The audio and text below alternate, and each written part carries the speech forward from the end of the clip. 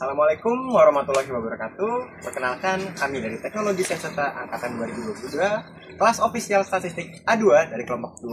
Di sini kami akan mempresentasikan penelitian kami yang berjudul Analisis Geospasial Kuantitatif, Pemetaan Ketimpangan Sosioekonomi Regional di Indonesia pada tahun 2024. Pertama, kami akan memperkenalkan diri terlebih dahulu.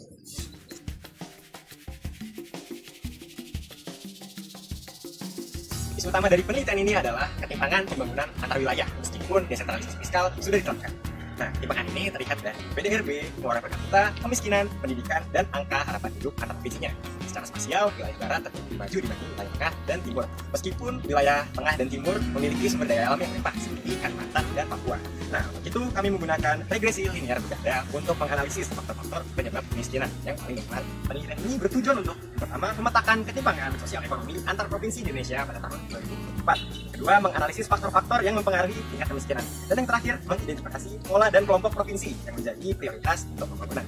Nah, untuk sumber data dan data yang digunakan diambil dari Badan Pusat Statistik di website resminya dengan mencakup seluruh provinsi di Indonesia pada tahun 2024. Untuk variabel yang digunakan, variabel dependennya persentase penduduk miskin. Variabel independen yang digunakan ada pengeluaran per kapita, sekolah, PDRB, dan angka harapan. Hal pertama yang kami lakukan sebelum melakukan model regresi linear berganda yaitu melihat bagaimana bentuk atau karakteristik data yang kami gunakan. Jadi maka dari itu perlu adanya exploratory data analis untuk melihat bagaimana karakteristik data kita. Yang pertama, kami melakukan visualisasi histogram untuk melihat bagaimana distribusi atau persebaran data per kolom. Yang pertama, untuk distribusi presentasi penduduk miskin didapatkan bahwa mayoritas provinsi memiliki tingkat kemiskinan antara 5 hingga 15%. Bahkan ada juga beberapa provinsi yang menunjukkan tingkat kemiskinan yang jauh lebih tinggi, yaitu sekitar 30%. Kurang lebih ada 2 provinsi. Selanjutnya, untuk distribusi PDRB didapatkan bahwa mayoritas provinsi memiliki PDRB rendah. Hanya beberapa provinsi yang menunjukkan PDRB sangat tinggi. Kemudian untuk distribusi rata-rata lama sekolah, mayoritas provinsi memiliki rata-rata lama sekolah 8 hingga 10 tahun, yang menunjukkan bahwa pemerataan akses pendidikan dasar hingga menengah cukup baik. Selanjutnya, distribusi pengeluaran per kapita didapatkan bahwa mayoritas provinsi memiliki pengeluaran menengah, yaitu sekitar 6.000 hingga 16.000. Hanya sedikit provinsi yang menunjukkan daya beli sangat tinggi, itu sekitar 20.000. Selanjutnya, untuk distribusi angka harapan hidup, mayoritas provinsi berada dalam angka 68 hingga 73 tahun.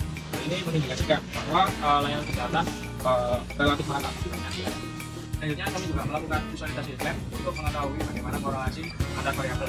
Yang pertama, untuk variabel pengeluaran per kapita terhadap variabel persentase penduduk miskin, didapatkan bahwa variabel ini memiliki korelasi negatif kuat, sekitar negatif 0,1, yang berarti bahwa makin tinggi tingkat pengeluaran, makin rendah kemiskinan. Selanjutnya, untuk variabel PDRB terhadap persentase penduduk miskin, didapatkan bahwa variabel PDRB ini memiliki korelasi negatif, yaitu negatif 0,32. Yang memiliki arti bahwa PDRB tinggi cenderung diikuti kemiskinan yang lebih rendah, tapi hubungan ini relatif lemah. Selanjutnya, variabel rata-rata lama sekolah memiliki korelasi negatif sekitar negatif 0,55, yang berarti bahwa pendidikan lebih tinggi sehingga kemiskinan lebih rendah. Selanjutnya, untuk variabel angka harapan hidup terhadap variabel persentase penduduk miskin memiliki korelasi negatif kuat sekitar negatif 0,72, yang berarti bahwa kemiskinan tinggi cenderung diikuti oleh angka harapan hidup yang lebih rendah. Setelah di map, kami juga melakukan visualisasi scatter plot untuk melihat bagaimana hubungan antara variabel vektor dengan variabel target, yaitu persentase penduduk miskin. Yang pertama, untuk variabel PDRB dengan variabel persentase penduduk miskin didapatkan bahwa provinsi dengan PDRB tinggi cenderung memiliki tingkat kemiskinan yang lebih rendah. Meskipun demikian, masih terdapat beberapa provinsi yang tidak mengikuti pola ini. Selanjutnya, untuk variabel rata-rata lama sekolah dengan persentase penduduk miskin didapatkan bahwa semakin tinggi rata-rata lama sekolah, semakin rendah tingkat kemiskinan. Hal ini menunjukkan bahwa peran pusat pendidikan dalam pengentasan. Selanjutnya, variabel pengeluaran per kapita dengan variabel persentase miskin didapatkan bahwa provinsi dengan pengeluaran per kapita lebih tinggi umumnya itu memiliki kemiskinan yang lebih rendah. Begitu juga dengan variabel angka harapan hidup dengan persentase penduduk miskin didapatkan bahwa provinsi dengan hal-hal lebih tinggi cenderung memiliki penduduk miskin lebih sedikit. Hal ini menunjukkan bahwa kesehatan masyarakat berkontribusi pada kesejahteraan sosial. Sekarang kita akan perbandingan pengeluaran per kapita antar provinsi. Bisa kita lihat di mana terlihat sekali kesenjangan ekonomi antar provinsi. Bisa kita lihat dari 5 pengeluaran tertinggi itu berada di Jawa dan juga daerah Sumatera, itu daerah Indonesia Selatan. Sedangkan 5 pengeluaran terendah itu berada di wilayah Indonesia Timur. Jadi bisa dilihat sendiri bahwa pengeluarannya antara Indonesia bagian barat dan juga Indonesia bagian timur sangat terlihat sekali kesenjangannya. Untuk perbandingan angka harapan hidup bisa kita lihat di disparitas gendernya, yang dimana perempuan memiliki angka harapan hidup yang lebih tinggi daripada perempuan. Lalu untuk angka AHH tertinggi itu berada di wilayah daerah istimewa Yogyakarta, yang dimana bisa kita ketahui bahwa daerah istimewa Yogyakarta memiliki UMR yang sangat rendah tetapi dengan gaya hidup yang sangat santai sekali. Untuk AHH terendah bisa kita lihat juga didominasi oleh wilayah timur seperti wilayah Papua Barat, Papua Selatan, dan daerah Nusa Tenggara Timur. Ini adalah peta interaktif Indonesia yang menampilkan persentase kemiskinan di setiap provinsi. Dengan sekali klik, pengguna dapat melihat mana saja provinsi yang memiliki tingkat kemiskinan di bawah atau di atas rata-rata nasional. Dan pada penelitian ini kami juga melakukan analisis linear berganda, yang dimana kita mendapatkan persamaan G 100 sama dengan 107,7080 dikurangi 0,009x1 dikurangi 1,1088x2 ditambah 1,114 pangkat E-06x3 dan dikurangi 0,9085x4, yang dimana Y-nya adalah persentase penduduk miskin, X1-nya adalah pengeluaran per kapita, X2-nya angka harapan hidup, X3-nya PDRB, X4 adalah rata-rata lama sekolah. Kita dapati bahwa R-square dari model regresi linear berganda ini sebesar 0,635, yang artinya sekitar 63,5% variasi dalam persentase penduduk miskin di Indonesia dapat dijelaskan oleh variabel-variabel independen dalam model, yaitu pengeluaran per kapita, angka harapan hidup, PDRB, dan rata-rata lama sekolah. Nah, setelah kita memodelkan regresi linear berganda, tentunya kita perlu mengaji uji asumsi kelas. Nah, yang pertama ada uji linearitas. Nah, berdasarkan uji linearitas setelah kami lakukan, didapatkan bahwa tidak ada pola kurva atau tren sistematik tertentu yang mengartikan bahwa asumsi linearitas model regresi linear berganda terpenuhi.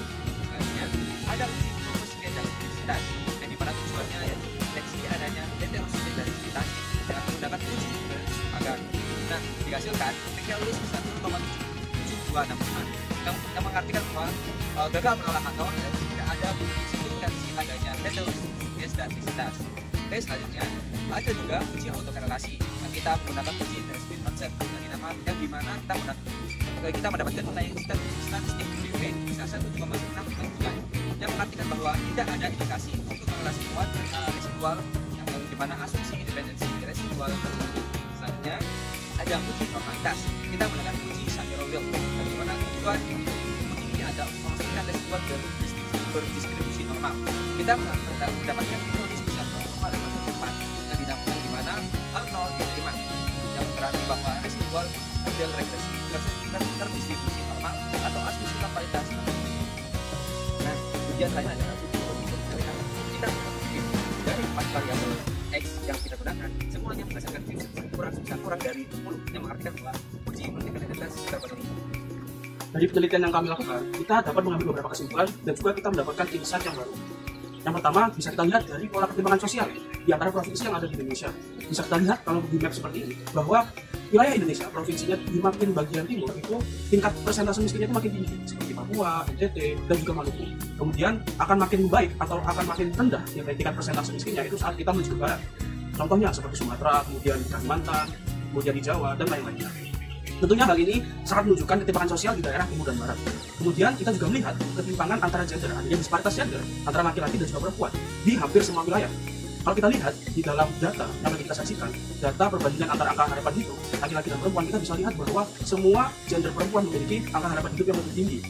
Kalau mau lihat lagi, wilayah yang memiliki angka harapan hidup antara perempuan dan laki-laki keduanya itu adalah daerah Yogyakarta. Kemudian yang paling rendah adalah Papua. Tentunya bisa kita lihat lagi bahwa pertimbangan sosial ini tetap berlaku bahkan di bidang angka harapan hidup. Selesai. Selanjutnya kita melakukan model regresi, di mana kita meregresikan, kita memprediksi tingkat persentase kemiskinan di tiap provinsinya. Setelah kita melakukan komputasi model, kita mendapatkan model regresi dengan tingkat variansi sebesar 62,5%, di mana hampir semua variabel independen itu memiliki korelasi dengan variabel independennya.